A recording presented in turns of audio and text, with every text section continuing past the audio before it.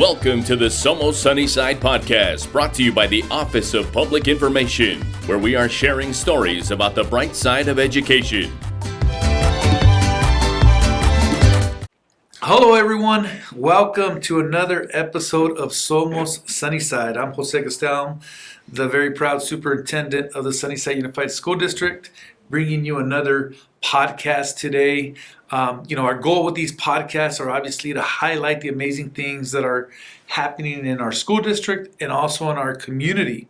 And so today we have a very special guest, and her name is Myrna Leal. How are you, Myrna? I'm fine. Thank you for inviting me. How are you? I'm doing well. Thanks for coming on the show. And Thank you. We're going to talk a little bit about your role here in the district in terms of what you do. For those of you that are familiar with Sunnyside, we once had a family resource and wellness center. It just provided wraparound services. And we just reopened the Family Resource and Wellness Center.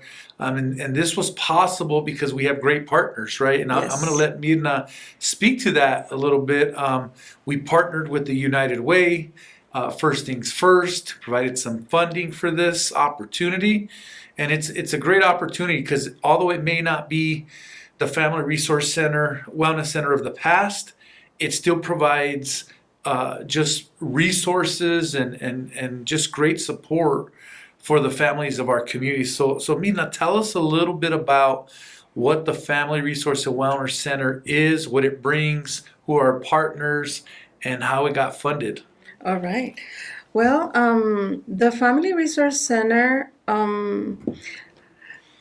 it was an initiative through FDF, or First Things First. They are the ones that are providing with the budget from the tobacco taxes.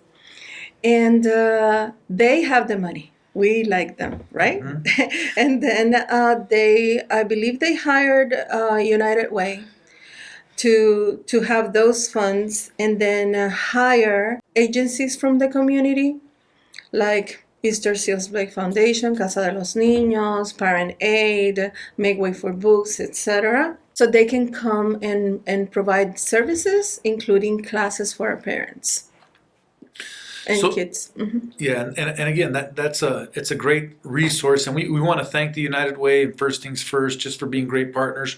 From what I understand, we're one of 3 centers. Is that correct? That is correct. We are in partnership with Altar Valley in 3 Points, and Sahuarita Food Bank and Family Resource Center.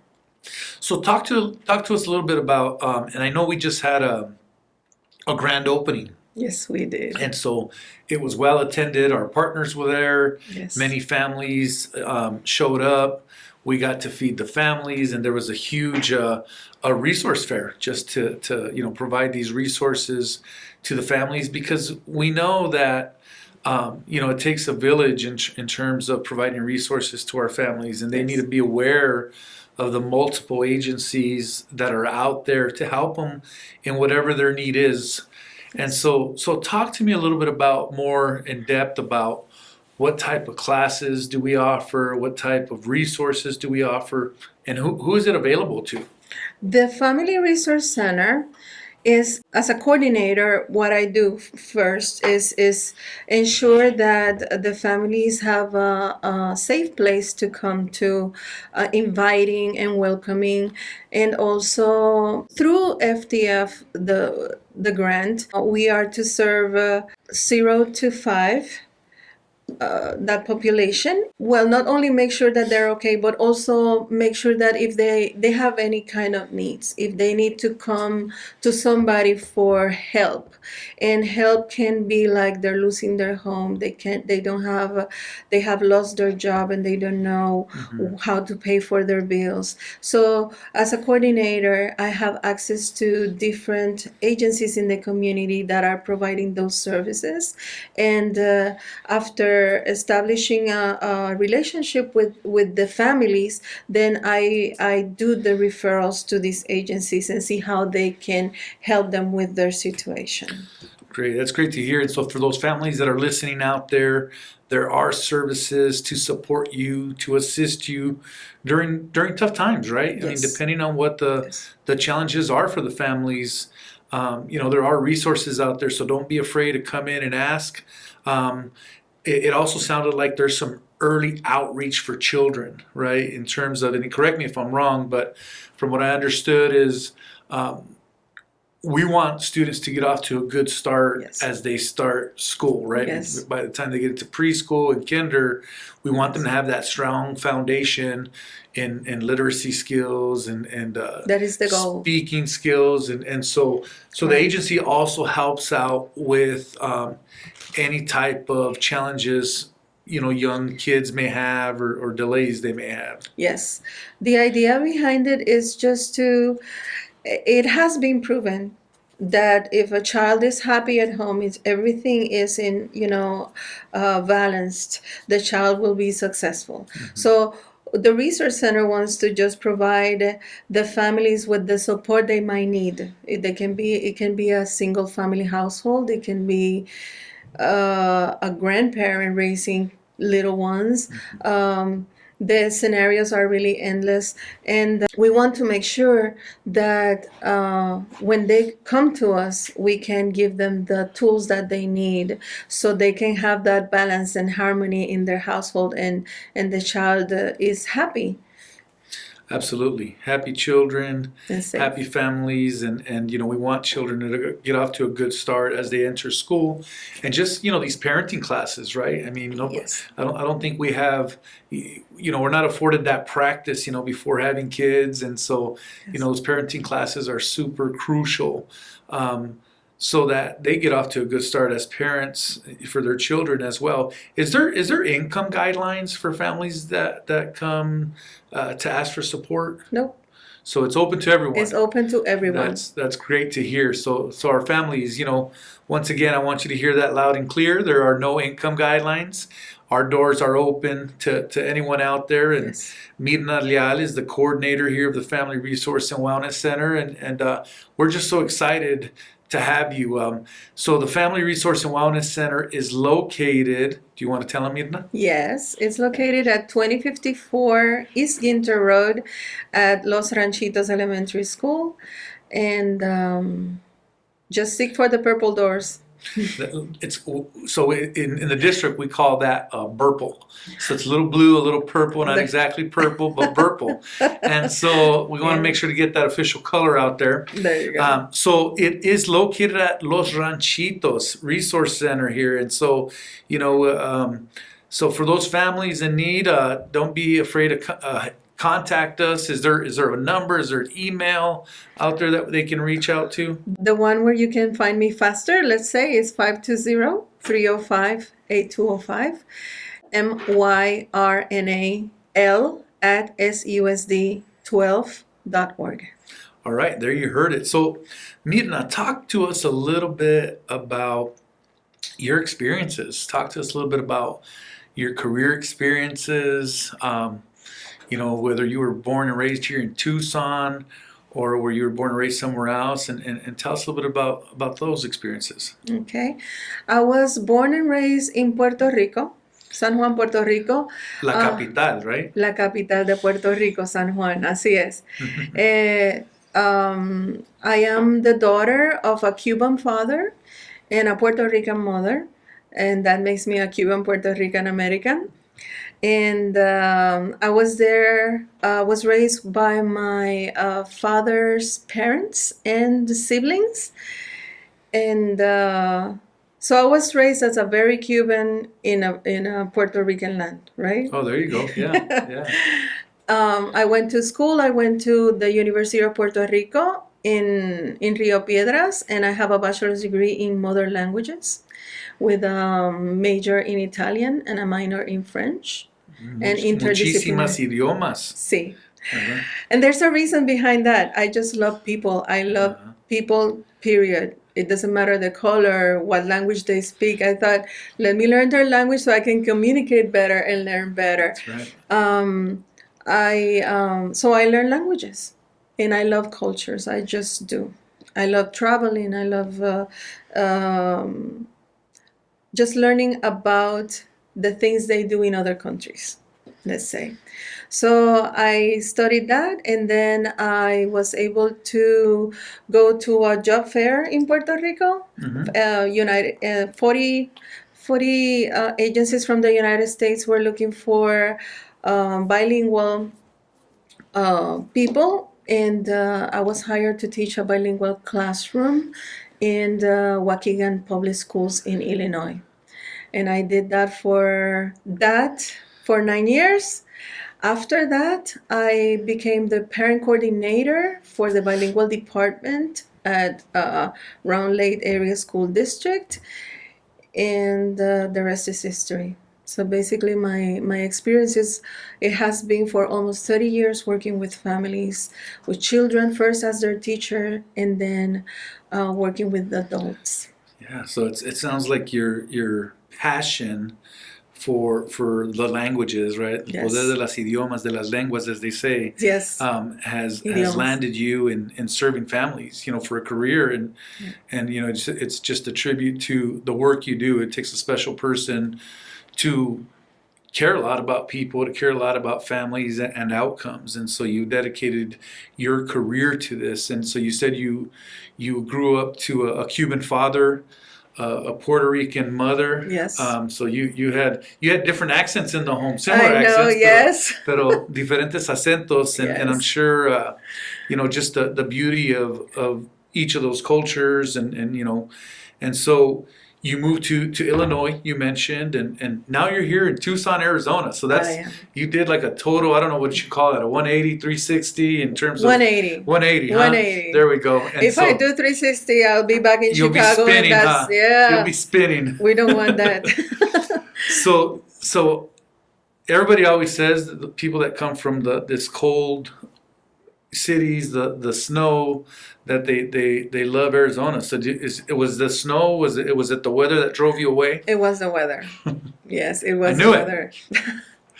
But So no more snow angels. You're done with that. Well, you know what? I really like the snow in the winter here because I can see it in the top of the mountains, Yeah. but not really on me, or I don't. You don't have to shovel it, right? No, You just I have don't to look have at to. it for a couple of days. I know that's why around here we're so excited about Yeah. snow, because we get it maybe a couple times a year, and you definitely see it in the mountains and it looks beautiful, but we don't have to shovel it out of our driveways or off our cars. So how long have you been here in Arizona or in Tucson, and why you mentioned a little bit the shift because of weather, but I'm sure there was other things that had something to do with it.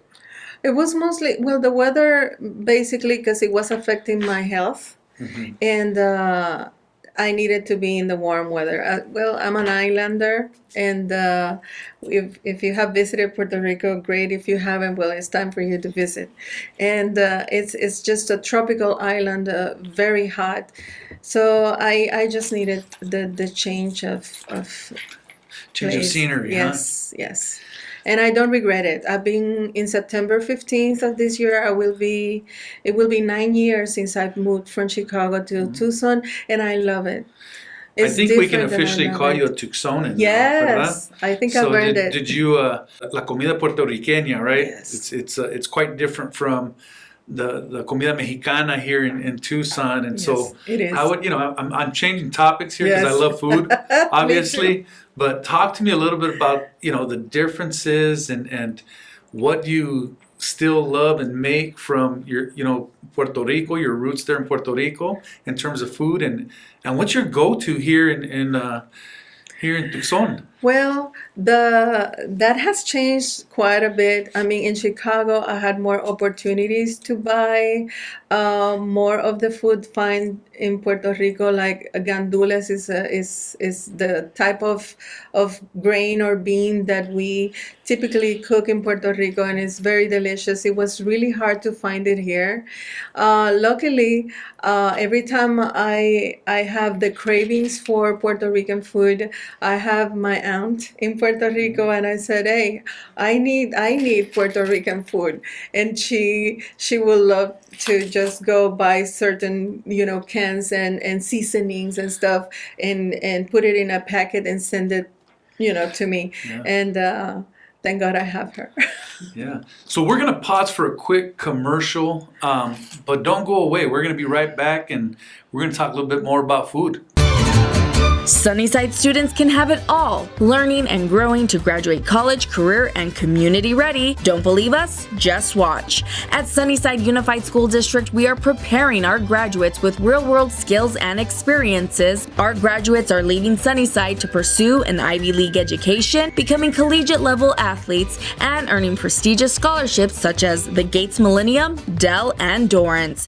All right, so you were talking about la comida puertorriqueña, some of the things that are hard to find here. I think there's a Puerto Rican restaurant somewhere here in town. I think it's on, I want to say 22nd and Craycroft area. I can't remember the name of it.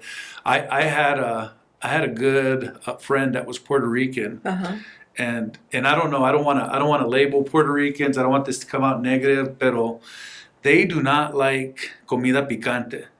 He did not like any type of hot. Maybe it was him. Maybe he was being a big baby, but he did not like.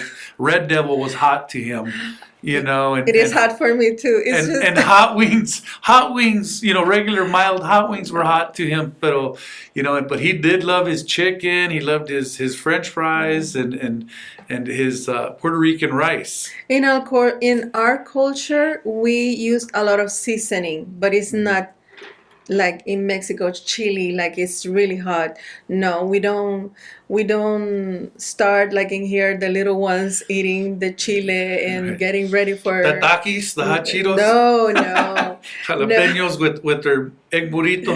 No, we don't. We it's not part of our culture. So we learn about it when we are grown and we have a taste for it. We do have chiles though, not like in Mexico. You guys have a lot of variety, but in Puerto Rico there's one I think is habanero. El habanero, well, that's a hot one. It's a hot one, but yeah, it's just for special occasions and brave people. I'm not one of them. All right. So, man, I'm getting hungry with all that food talk. I know, right? So, but yeah, so I mean, it's what a beautiful culture and what a beautiful experience you've had growing up in these different, again, your father's from Cuba, your mother from Puerto Rico, now here in Arizona, right? Big old melting pot here. It is. And so, I think going back to our topic in terms of resources for families, and highlighting the Family Resource and Wellness Center, which we're grateful to have here in our community.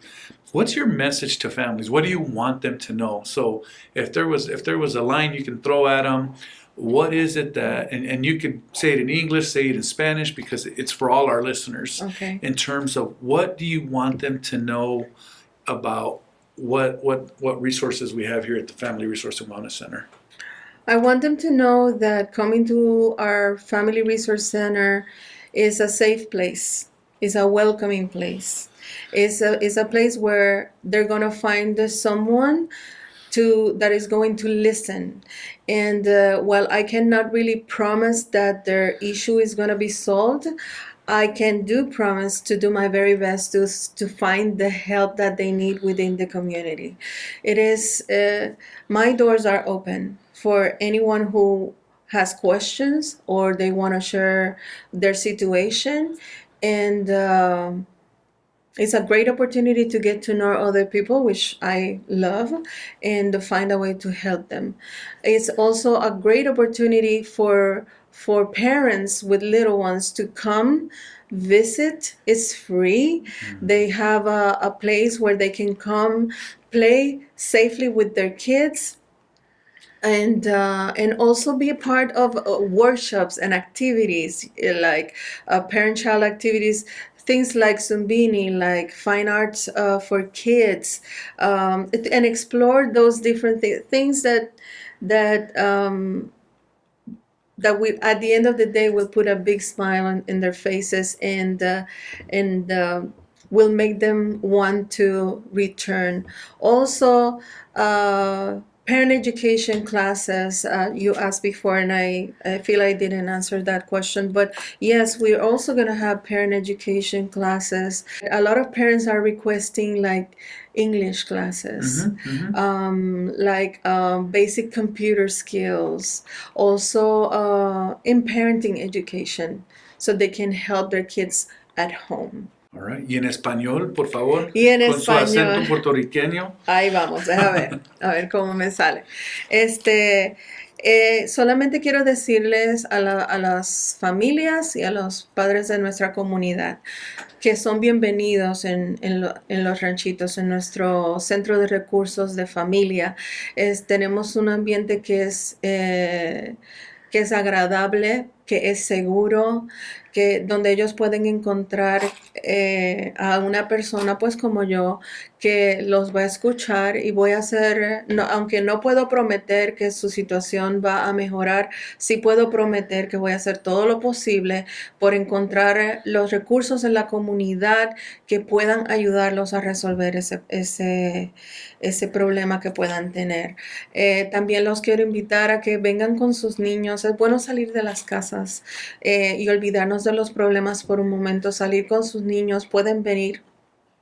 Los servicios son gratuitos, pueden pasar un rato en nuestras facilidades jugando con sus niños y creando experiencias positivas con ellos. También tenemos clases para adultos, y no quería decir mucho porque estamos desarrollando eso, pero muchos padres sí han expresado el deseo de recibir clases de inglés, computación básica, pero también sí estamos ofreciendo clases de parenting, ¿no? De cómo ayudar a ser mejor padres con nuestros niños. Y más cosas, más sorpresas. Lo mejor está por venir, es lo que les estoy diciendo a ellos. Afortunadamente, unfortunately, I do have a good people working with me. I have to thank so much of Becky Rich and Pam Betten have been key for this to happen. And they have given me the support that I need in order to make things happen. So absolutely, they are champions of families of this community. So shout out to Miss Pam Benton, Miss Becky Ridge. I know Dr. Morado's helped out a lot. Oh my goodness, yes. So many times. I know. And so, you know, for those families that are interested, si están interesados, come pay us a visit. Come, our doors are open. You know, the facilities got remodeled. We got new flooring. We got new furniture in there. Yes. It's just a comfortable place for learning, for learning of people of all ages. And we heard it here, you know, whether you're a young child, 0 to 5 years old, other age children, and adults, right? And so it's come pay us a visit. Is there specific hours we're open? Mostly Monday through Friday from 8:30 to 4:30, Okay. but we're also trying to provide some night classes for parents that it might be easier for them because of their job to come and enjoy it, and the possibility of open up also on some Saturdays so they can Okay. come and enjoy the facilities. And we'll probably be posting that on our website. Yes. We'll post that, you know, through our social media. So stay tuned. You know, we want everybody to stay tuned. And you know, as we wrap up here, you know, I definitely want to thank you for all you do, Myrna, for our families. I know we're just launching this, but I can't wait to see it, you know, in action. And so how families are going to just benefit from that support, from that help. And so we're very grateful to have you here. And I'm going to brush up on my Puerto Rican accent. The only thing that pops to my head is that Boricua, Morena, Boricua, right? I kind of want to dance here, and then I didn't want to say anything because I think the first thing we learn in terms of like our slang and stuff is the bad words, right? So that wouldn't be Yes. appropriate here. So I'm not gonna mention Not even those. try. That my friends, that's the first thing they taught me. So no, it means, you know, in all seriousness, you know, we have some amazing resources. We want our families. It's for you. You know, not only do we think about growth of children academically, but we think of the growth of our community. And we all need help. We all need support, you know, and whatever that is, whether it's parenting, whether it's learning English, whether it's learning computer skills, whether it's just finding resources that are needed for a family to be successful. And so that's what the Family Resource and Wellness Center will contribute. And so we can't wait to see you there. And so any last thoughts as we wrap up here, Myrna? I would like to say that it takes a village to raise a child. I was very fortunate as a child to be raised in my own village. You know, I was raised by my grandparents, my Cuban grandparents, and my uncle and aunt. And we used to live in a cul-de-sac with other families with children, and basically that was our village. And when one didn't have food, everybody cooked, and we were able to eat, to play, to grow up. I was raised in a village. Lift each other up. I want this community to know that we can provide that village for them. If they don't have support, they can find it in us, and we will do our very best just to make sure that they have that safety net and love, you know, and care at our end. Absolutely, and I think that's the key word there. This community cares. This community cares about the people in this community, our students, and we want great outcomes for them. And so this wraps up our episode. I want to thank you for coming on the show. And thank you so much for the opportunity. Absolutely. And I want to thank our listeners. Maybe we'll do a second round of this once we get underway later in the year and tell people about special events and other things that are coming up. So this wraps up this episode of Somos Sunnyside. Hasta la próxima. Gracias. Thank you for tuning in to another episode of Somos Sunnyside. We hope you enjoyed the conversation and found it entertaining. If you liked what you heard, don't forget to subscribe and share our podcast with la comunidad. For updates on future episodes and more, be sure to follow us on social media and visit our website at susd12.org. We appreciate your support and can't wait to have you back for the next episode. Hasta la próxima vez en Somos Sunnyside.